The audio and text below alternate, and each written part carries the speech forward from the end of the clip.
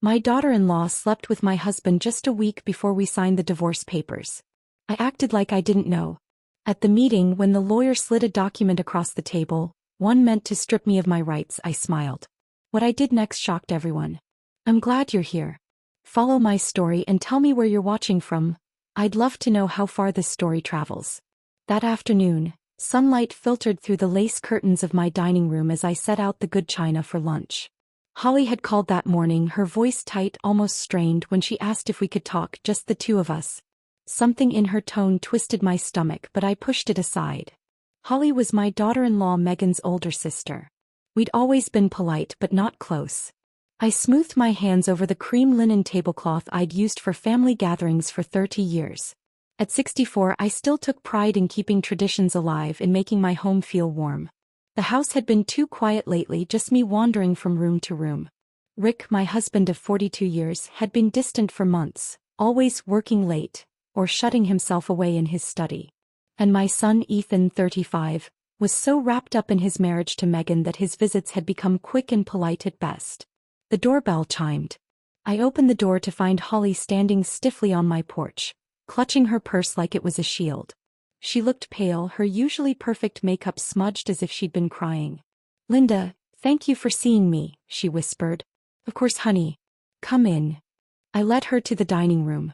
Her hands shook as she set her purse down. "I made your favorite cucumber sandwiches," I said, motioning to the table, "and that lemon cake you loved last Easter." She forced a weak smile but didn't touch anything. Her folded hands stayed tight, knuckles white. "Holly, what's wrong? You look like you've seen a ghost." She looked up, and in her green eyes I saw pain, guilt, and beneath it, a desperate kind of love. "Linda, I need to tell you something, and I don't know how to say it without ruining everything." My heart thudded, but I kept my voice even. "Whatever it is, we'll figure it out." Holly let out a shaky breath, tears pooling in her eyes. "It's about Megan and Rick." The room seemed to tilt, but I sat perfectly still, hands folded in my lap. "What about them?" "They're having an affair," she blurted out, words rushing like they'd been trapped too long. "I've known for weeks. I saw them at that cafe downtown near Rick's office. Holding hands. Kissing. Acting like lovers." Something inside me cracked, like ice breaking on a frozen pond, but I kept my voice steady. "Are you sure?" She nodded miserably. "I confronted Megan." She laughed. "She said it wasn't my business." "But Linda, the things she said about you," Holly's voice broke. I swallowed hard. "What things?" "She said you were old, boring. That Rick deserved better. And once the divorce was final, she'd make sure you got as little as possible. She's been planning this for months. Married Ethan just to get close to the family, to the money. She's been working on Rick for a long time." The room spun, but I gripped the table. 42 years of marriage. A son I raised with love. A daughter-in-law I welcomed into my home. All of it crashing under greed and betrayal. "Why are you telling me this?" I whispered. "Because it's wrong," Holly said, reaching across the table to take my hand. "Because you've always been kind to us. And Ethan doesn't deserve this. I love my nephew, and I can't sit by while Megan destroys everything good in this family." I looked at our hands, hers smooth and young, mine wrinkled with age. "Does Ethan know?" "No. And I don't know if I should tell him. It would break him." I stood, walking slowly to the window overlooking the garden Rick and I planted years ago. Roses were blooming, bright red against the green. Everything looked so peaceful, but I knew the roots were rotting. "What will you do?" Holly asked softly. I turned back to her, something cool and sharp settling inside me. I'd spent my life taking care of everyone, keeping peace. But this couldn't be fixed with kindness. "Nothing," I said calmly. Holly's eyes widened. "Nothing.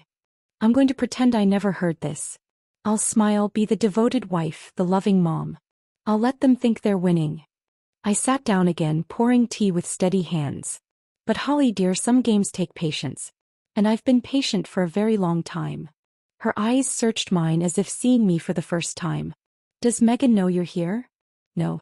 She thinks I'm at work." "Good. Let's keep it that way. Can you do that for me?" Holly hesitated, then nodded. "But what about Ethan? What about your marriage?" I sipped my tea, letting the ritual calm me. Some battles aren't won by fighting right away. Sometimes you let your enemies believe they've already won. After she left, I sat in the quiet dining room for a long time, staring at the untouched sandwiches and cake. The house felt different, like the walls themselves knew. Every photo on the mantel, every memory, all of it tainted by betrayal. That evening Rick came home. I was in the kitchen making his favorite dinner, pot roast with carrots and potatoes like I had every Thursday for 40 years. "Smells good," he said, loosening his tie, avoiding my eyes. "Long day at the office?" I asked sweetly, though I already knew he'd spent lunch with my daughter-in-law. "The usual." He went upstairs to change while I set the table, every movement calm and precise. When he came back, we ate in near silence, talking only about the weather and house repairs. But I watched him differently now. How he checked his phone, the new cologne, the way he avoided my gaze. 42 years, and only now was I seeing my husband clearly. That night, lying beside him in our king-sized bed, I stared at the ceiling and made a choice. If they wanted to play games, fine. But they had no idea who they were up against. Living with betrayal felt like walking on broken glass. Every smile I forced, every pleasant word cut deeper, but I played my part. The loyal wife, the clueless mother, while watching their lies unravel. 3 days later, Megan arrived for our usual Sunday dinner. She swept into my kitchen in a new designer dress, her blonde hair perfect, her smile bright and fake. "Linda, you look wonderful," she gushed, hugging me with practiced warmth. "I love the flowers on the table." "Thank you, dear. Ethan should be here soon." "Wine while you wait." "That would be lovely." She sat at the island, crossing her legs elegantly. "Actually, I was hoping we could have a little chat. Just us girls." My heart thudded, but my hands stayed steady as I poured. "Of course. What's on your mind?" Megan sipped her wine, leaning closer. "I'm worried about you, Linda. About you and Rick." The audacity almost made me laugh. The woman tearing my marriage apart, pretending to care. "Oh, why would you be worried?" "Well, you two seem distant lately. At family gatherings there's tension." She rested her manicured hand on mine, her face arranged into false sympathy. "Marriage can be so hard after so many years. Sometimes the spark just fades." I nodded as if weighing her words. "You know, you might be right. We've had a rough patch." Megan's eyes lit up with satisfaction. She tried to hide behind concern. "Have you thought about counseling? Or maybe it's time to consider what would make you both happier in the long run." "You think we should divorce?" I asked, my tone carefully neutral. "I'm not saying that," she said quickly, but the excitement behind her mask of concern was obvious. "I just think life's too short to stay in a marriage that isn't fulfilling. You deserve happiness, Linda. You deserve someone who truly appreciates you." The irony nearly choked me. "That's very kind of you to say," I replied smoothly. "I care about this family," she went on, her voice dripping with rehearsed sincerity. "Ethan would want his parents to be happy even if it meant being apart. And honestly, you're still such an attractive woman. Plenty of men would be thrilled to have someone like you." I smiled and nodded, playing the part of the clueless older woman, letting her believe she was gently guiding me toward divorce. Inside, I was memorizing every word, every calculated gesture. When Ethan arrived, everything shifted. Megan instantly turned into the perfect wife, clinging to his arm, laughing too loudly at his jokes, eyes only for him, except for the way she kept glancing at the door every time Rick's car pulled into the driveway.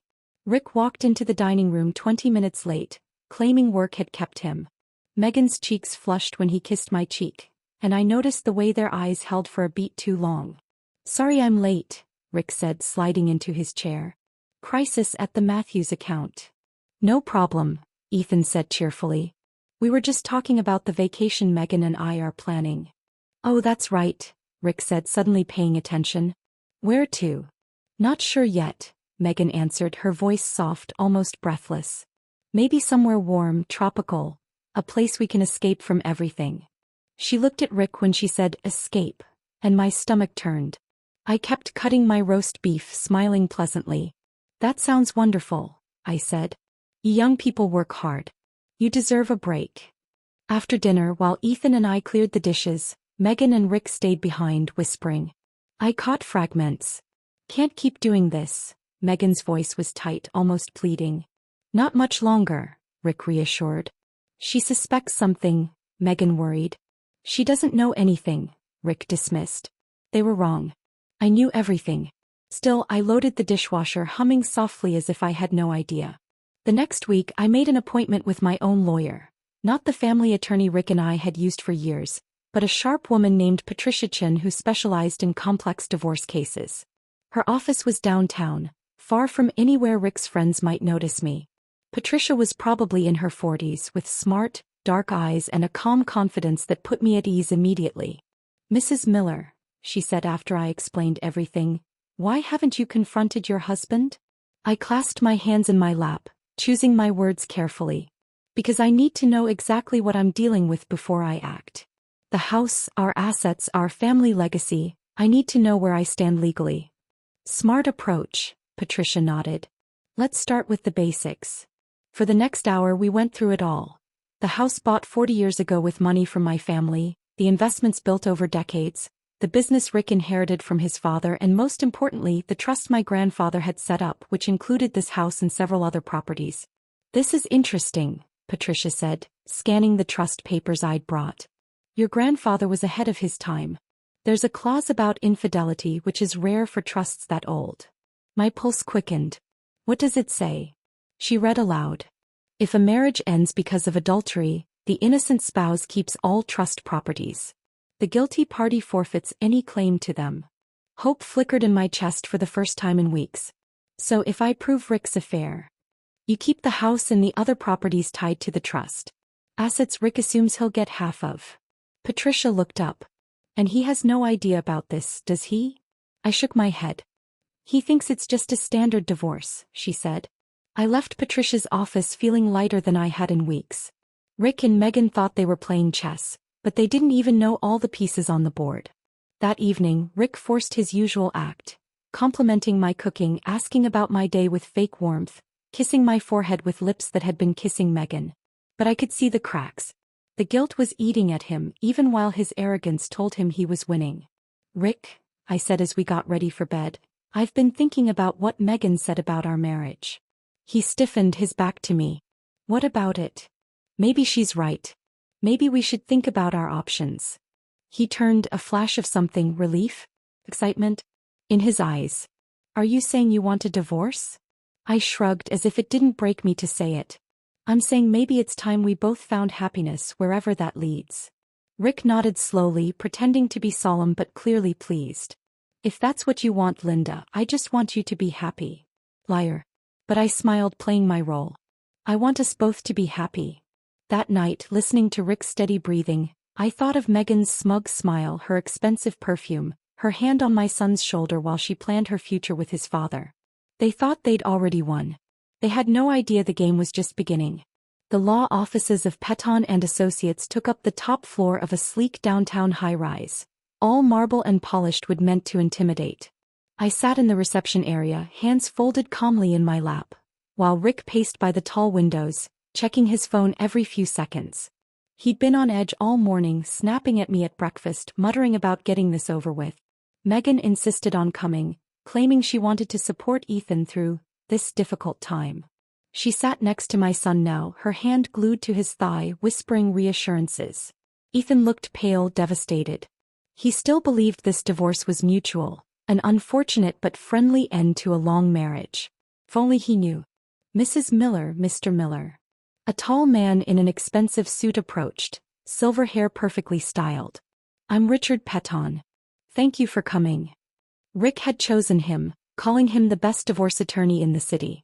What Rick didn't say, and what I learned in my own research, was that Peton was an old friend from his country club. We followed him into a conference room, a massive polished table surrounded by leather chairs. Peton sat at the head, spreading papers across the table with smooth efficiency. Rick sat to Peton's right while I took the chair directly across from them. Ethan and Megan sat at the far end of the table, close enough to listen but removed from the main discussion. "Before we begin," Peton said, his voice carrying the calm authority of someone used to controlling rooms, "I want to be clear. This is meant to be an amicable dissolution. Both parties have expressed a desire to handle this with dignity and fairness." I nodded graciously. "Of course. That's what we both want." Rick shot me a quick glance, surprised by my cooperative tone. He'd been expecting arguments, maybe tears. Instead, I'd been nothing but reasonable since agreeing to the divorce, a fact that clearly unsettled him. Excellent, Peton continued. Let's review the proposed settlement. He slid a thick folder across to me. We've divided the marital assets equitably, considering the length of the marriage and both contributions. I opened the folder, keeping my face neutral as my blood boiled. According to the proposal, I'd get the small downtown condo we'd bought as an investment years ago, half our joint savings and a modest monthly alimony. Rick would keep the family home, the business, the vacation properties, and most of our investments. This seems one-sided, I said mildly, eyes still on the papers. Peton cleared his throat. I understand, Mrs. Miller, but we have to consider reality. Your husband has been the primary provider, and the business needs consistent leadership. The house carries significant maintenance costs, difficult for you to manage on reduced income. Translation: they thought I was too old, too dependent, too naive to fight. And, Peton added, his tone turning condescending, there are some complications with the house. Irregularities in the original deed and trust documentation. Until resolved, it's best to leave the property in Mr. Miller's name to avoid legal issues. I nearly laughed at the audacity. They were trying to steal my family's home with fabricated legal excuses. I caught Megan sitting straighter, probably imagining how soon she could redecorate my bedroom. I see, I said quietly. And when will these irregularities be resolved? Peton waved a dismissive hand. These things can take years. Generational property transfers, trust modifications, very complex. Really, keeping things simple benefits everyone. Rick leaned forward, speaking in the same patient tone he'd once used to explain business deals to me. Linda, I know this isn't easy, but Peton knows what he's doing. This way you won't have to worry about property taxes or maintenance. The condo will be perfect. Much more manageable. Manageable. As if I were a child who couldn't handle adult responsibilities. I looked around the table, taking in every face. Peton smug with his clever manipulation. Rick pretending sympathy but barely hiding his excitement. Megan, eyes bright with triumph. And Ethan, my sweet boy, uncomfortable but trusting that his parents were being fair. Well, I said, snapping the folder shut, I suppose you've thought of everything. Peton smiled, sure he'd won. We've tried to be thorough. Of course, you can have your own attorney review the documents, but everything is standard for a case like this. A case like this. A wife of 42 years being discarded so her husband could play house with his son's wife. That won't be necessary, I said, taking the pen Peton offered. Where do I sign? The room went silent. Even Megan looked shocked at how quickly I agreed.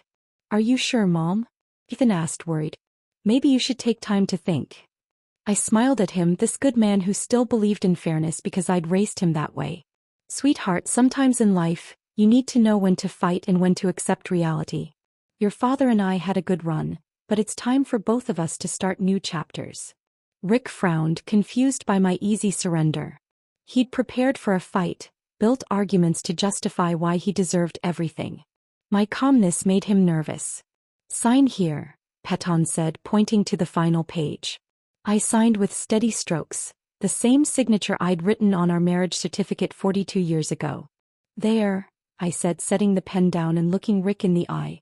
I hope this gives you everything you want. Something flickered in his eyes, guilt maybe, but it vanished quickly, replaced by the selfish satisfaction of a man who thought he'd gotten away with betrayal. Megan squeezed Ethan's hand, her voice breathy with fake admiration. I'm so proud of how maturely you're handling this. It takes real strength to put family first. Family first. The woman sleeping with her father-in-law was lecturing me about family. Thank you, dear, I said warmly. That means a lot coming from you. As we prepared to leave, Peton gathered the papers with obvious satisfaction. I'll file these tomorrow. The divorce should be finalized in 60 days. 60 days until Rick thought he was free to marry his son's wife. 60 days until Megan imagined herself mistress of my home. 60 days until they learned some games have rules they don't even know exist. Outside, Ethan hugged me tightly, his eyes shining. Mom, are you okay? You seem so calm. I patted his cheek. My boy who looked just like Rick did back when he still had a soul. I'm fine, sweetheart. Everything will work out exactly as it should. Megan appeared beside him, slipping an arm possessively around his waist. Your mom is incredibly strong, baby. She's going to be so much happier now. I'm sure I will be, I said, meeting her triumphant gaze with a serene smile. I'm sure we all will. As they walked away, Megan chattered excitedly about helping me pack, finding me a nice retirement community, how much simpler life would be for everyone now. I stood in the shadow of the high-rise, watching my husband and daughter-in-law celebrate their victory, feeling a cold satisfaction settle in my chest. They thought they'd won. They thought they'd outsmarted the naive old woman who'd spent 42 years caring for everyone else. They had no idea that in 60 days, when they tried to claim their prizes, they'd learn some property belongs not to husbands or wives, but to bloodlines. I walked to my car with steady steps, already thinking about the call I needed to make to Patricia Chin. There were documents to gather, preparations to finish, and a few final moves in this chess game they didn't even know they were losing. The real show was about to begin. 2 weeks after signing, I was trimming my rose bushes when I heard tires crunching on gravel. Ethan's car rolled into the driveway, but something was wrong. He sat behind the wheel for a long moment, gripping it like it was the only thing keeping him upright. When he finally got out, my heart broke. My son, usually so polished, looked disheveled, his shirt wrinkled, hair uncombed. But it was his eyes that crushed me. They held the hollow, devastated look of someone whose world had just collapsed. Ethan, I said, dropping my shears and hurrying toward him. Sweetheart, what's wrong? I asked softly. Ethan looked at me for a long moment, his mouth opening and closing like he couldn't form the words. Then his face crumpled and he sank onto the front steps like a marionette with its strings cut. She's been lying to me, he whispered, his voice raw. All this time, she's been lying. I sat beside him, silent. Part of me wanted to pull him into my arms, to tell him everything would be okay. Another part wanted to demand details, to finally hear confirmation of what I'd known for weeks. Instead, I waited, letting him get there on his own. I found text messages, he said, staring at his hands. Hundreds of them. Between Megan and Dad. They've been planning this for months. My heart ached, but I kept my voice steady. Planning what exactly? Ethan let out a bitter laugh, nothing like my gentle son. The divorce. The affair. They thought they were so clever, waiting until after you signed to run off together. Megan was bragging to someone about how easy it was to manipulate you both. The words still hit me like blows, even though I'd known. Hearing it from my son made it real in a way observation never could. How did you find out? I asked quietly. Holly called me, Ethan said, his voice thick with gratitude and grief. She said she couldn't watch it anymore. He told me where to look, what to search for. I thought she was crazy, but then I checked Megan's phone while she was in the shower. He trailed off, unable to finish. I could imagine the messages, the excitement, the planning, the cruel laughter. Holly's been trying to warn people for weeks, Ethan continued. She said she begged Megan to stop, but Megan just laughed. Said she'd worked too hard to get close to the family's money to give up now. Money. It always came back to money. Where is Megan now? I asked. I confronted her this morning. Showed her the messages. Ethan wiped his eyes with the back of his hand. She didn't even deny it. Just shrugged and said I was naive if I thought she ever loved me. Said Dad could give her things I never could. The casual cruelty stole my breath. To mock years of love, to toss away a good man so easily, it was beyond comprehension.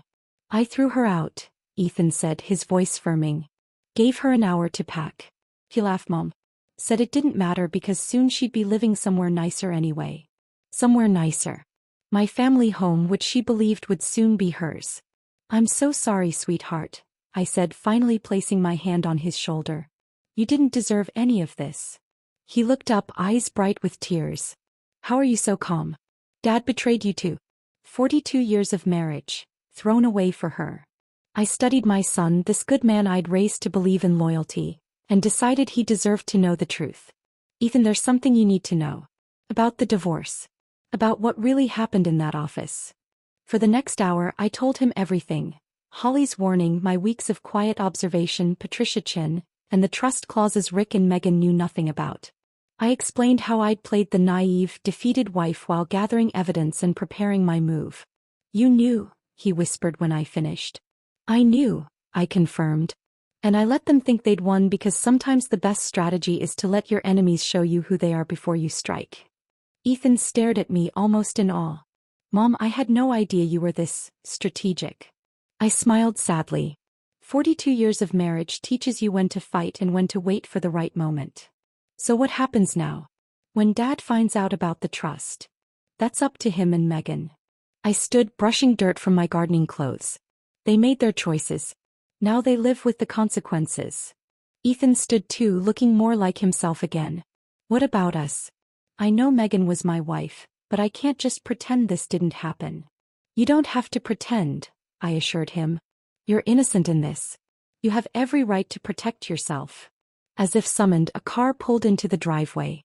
Holly climbed out, her face anxious. Ethan, I'm so sorry, she said, her voice breaking. I feel like this is my fault. If I hadn't told you. You saved me, Ethan interrupted, his voice firm. If you hadn't warned me, I'd have spent years with someone who was using me. You saved me from wasting my life on a lie. Holly's eyes filled with tears. I should have spoken sooner. I should have protected you better. I watched them, Holly's genuine distress so different from Megan's manipulative charm. Where Megan was sharp edges and hidden agendas, Holly radiated warmth. Even in her guilt, she was thinking of Ethan's welfare. Holly, I said gently, you did the right thing. Choosing honesty over family convenience takes courage. He looked at me surprised. I was afraid you'd hate me for dragging this into your family. My dear, you didn't bring anything in. You just revealed what was already here, festering in the dark. Now we can deal with it in the light. Ethan moved closer to her, his hand hovering near her shoulder as if wanting to comfort her but unsure if it was right. Holly, I'm grateful, he said softly. Not just for warning me, but for being honest when it would have been easier to stay silent. The look between them carried something new. Not romance yet, but shared pain, shared values, and maybe the hope for something better. I should go, Holly said suddenly, as if realizing she was intruding. You two need time to process. Actually, Ethan said quickly, would you stay for dinner? Mom makes the best pot roast in the county, and we could use some normal conversation. Holly glanced at me. I nodded warmly. I'd love to have you stay. It's been too long since we had honest conversation at this table. As the three of us walked toward the house, I felt something shift. The toxic cloud over our family was finally lifting.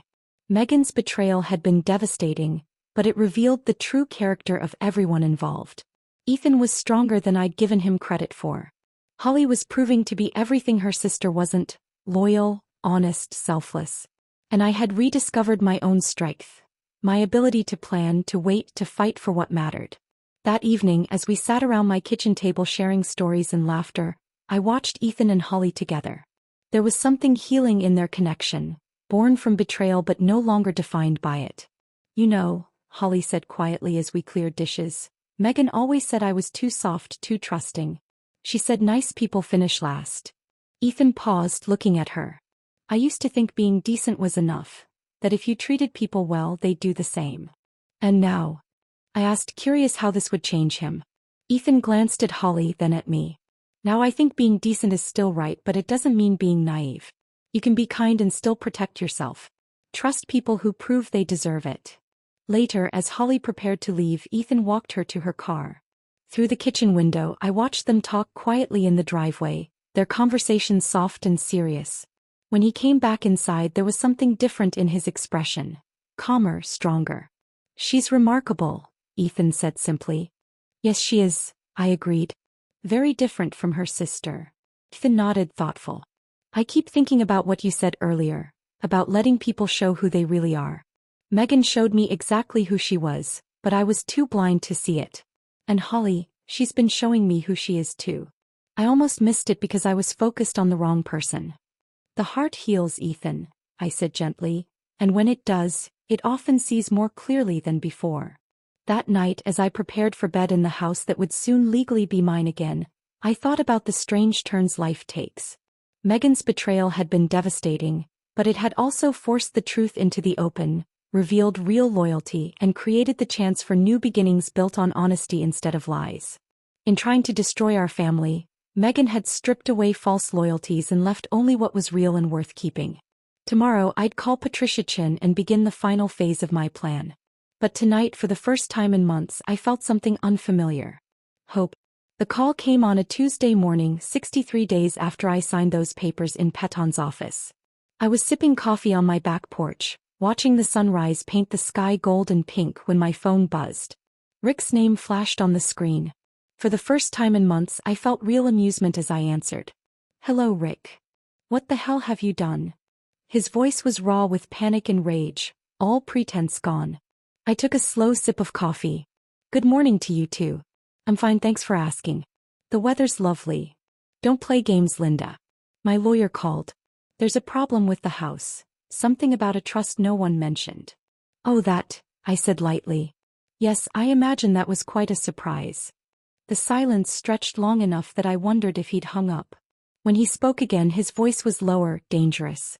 You knew about this trust the whole time." "Of course I knew. It's my family's trust, Rick. My grandfather set it up to protect our property from exactly this kind of situation." "This kind of situation?" His voice cracked with indignation. "We're getting divorced, Linda. People get divorced every day." I walked to the edge of the porch, looking out at the garden my grandmother planted, my mother tended, and I had cared for 40 years. "You're right. People do get divorced every day. But they don't usually commit adultery with their daughter-in-law while planning to steal their wife's family home." His sharp intake of breath told me he hadn't expected such bluntness. "How long have you known?" he asked finally. "Long enough," I said. "Long enough to document everything.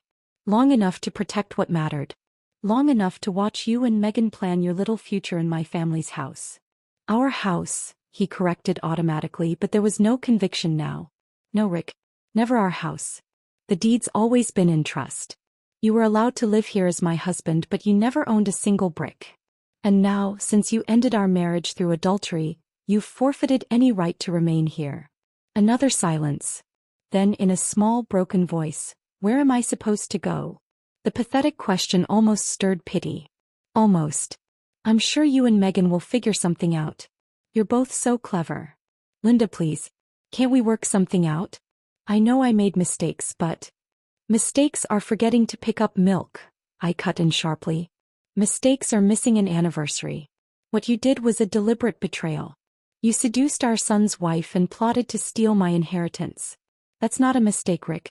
That's who you chose to be." A woman's voice shouted in the background. Megan, shrill and demanding.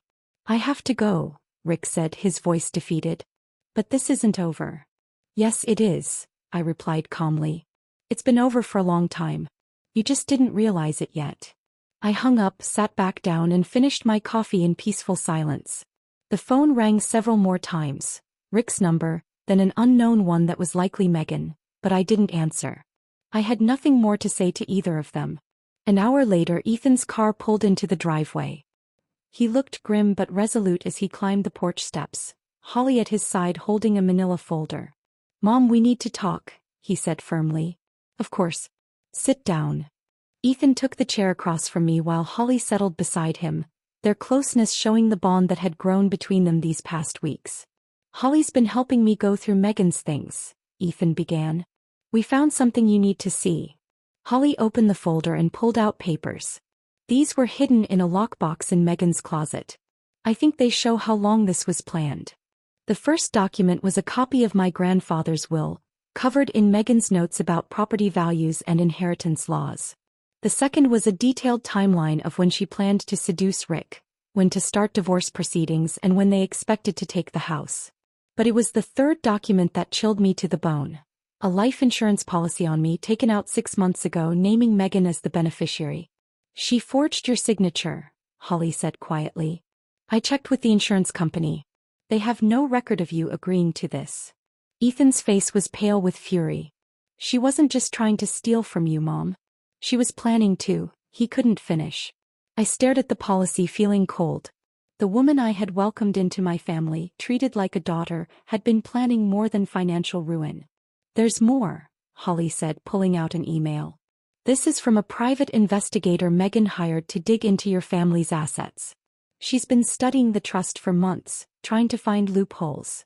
The investigator's report detailed not only trust provisions but my daily routines, medical history, and even relationships with neighbors.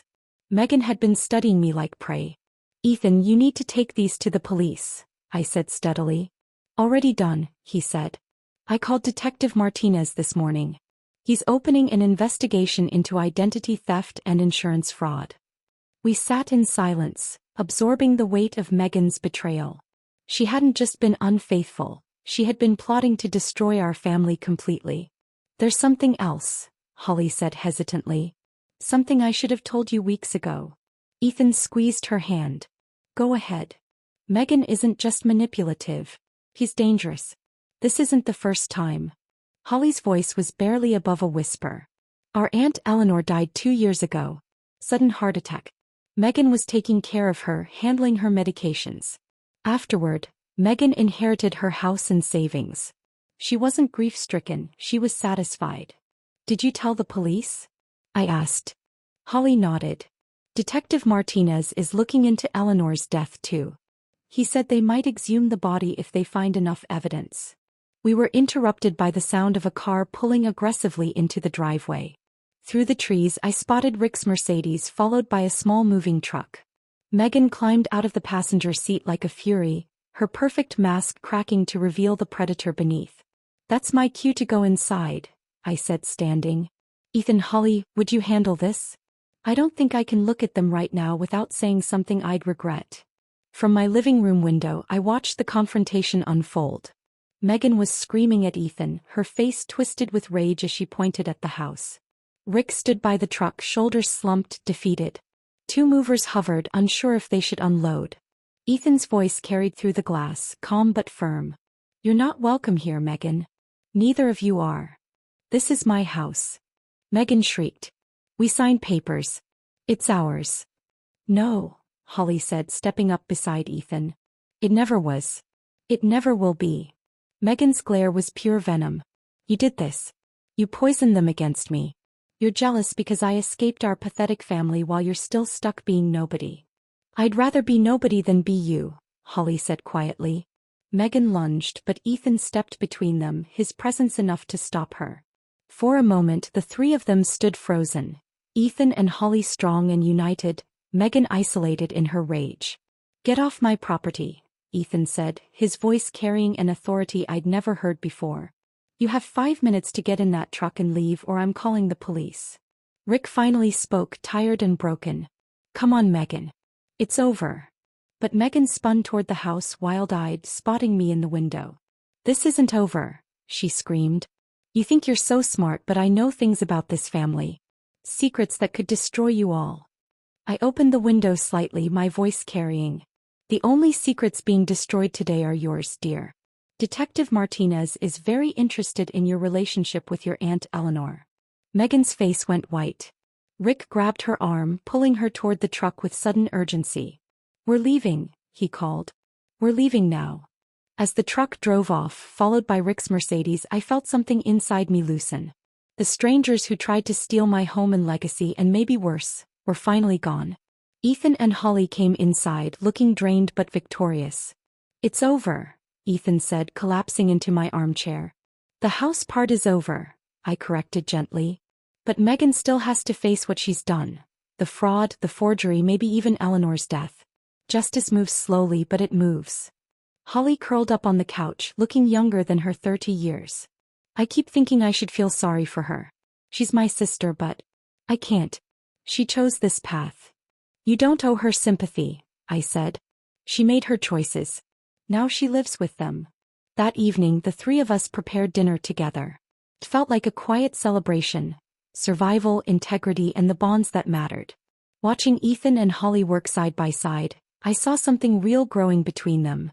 Not desperate like Megan's love, but something solid, based on respect and shared values. You know, I said as we sat down to eat, this house has seen so much. My grandmother raised 5 children here. My mother survived the depression within these walls. I raised Ethan here, and someday I hope his children play in that same yard. Ethan and Holly exchanged a look that said more than words about their future.